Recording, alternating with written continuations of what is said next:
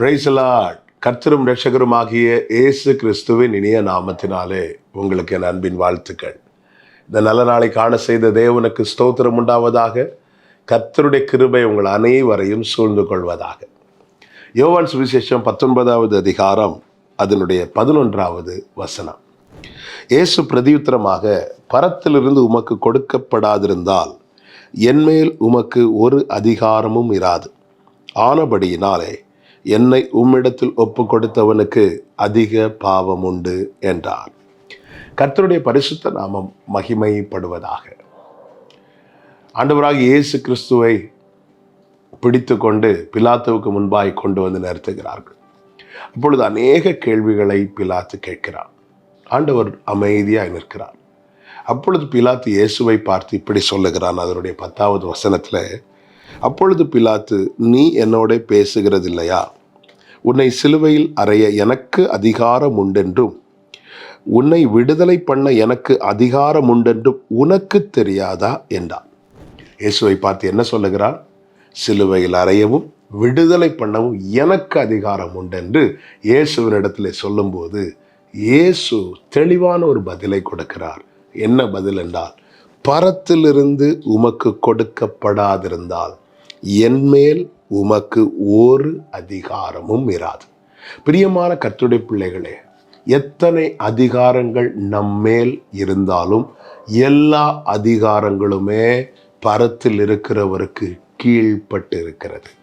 இந்த தெளிவும் இந்த நிச்சயமும் ஒவ்வொரு தேவ பிள்ளைக்கும் தேவை. பாருங்கள், இந்த உலகம் பொல்லாங்கனுக்குள் கிடக்கிறது என்று வேதம் நமக்கு காண்பிக்கிறது. அப்படி இருந்தும் யோபுவின் வீட்டில் இருக்கிற ஒரு புல்லை கூட இந்த சாத்தானால தொட முடியவில்லை. ஏன் தொட முடியவில்லையாம்? அவனே தேவ சமூகத்தில் சொல்லுகிறான், நீர் அவனையும் அவன் வீட்டையும் அவனுக்குண்டான எல்லாவற்றையும் சுற்றி வேலி அடைக்கவில்லையோ? என்னதான் அதிகாரம் இருந்தாலும், என்னதான் காரியங்கள் அவனுக்கு ஃபேவராக இருந்தாலும், தேவன் அனுமதிக்காமல் எந்த ஒரு காரியமும் தேவ பிள்ளைங்க வாழ்க்கையில் நடக்காது. இந்த தெளிவும் இந்த நிச்சயமும் ஒவ்வொருவருக்கும் தேவை. பலர் பல விதங்களிலே நமக்கு விரோதமாக எழும்பலாம். ஏசபேல் நாள் குறித்தால் அல்லவா எலியாவுக்கு, நாளை இதே நேரத்தில் எலியாவின் கதையை நான் முடிப்பேன் என்று.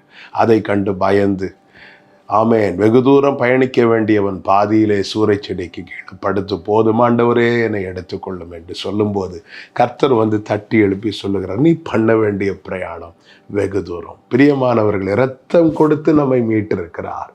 ஆமேன். சத்துருவின் திட்டத்துக்கு நம்மை ஒப்பு கொடுக்கவா?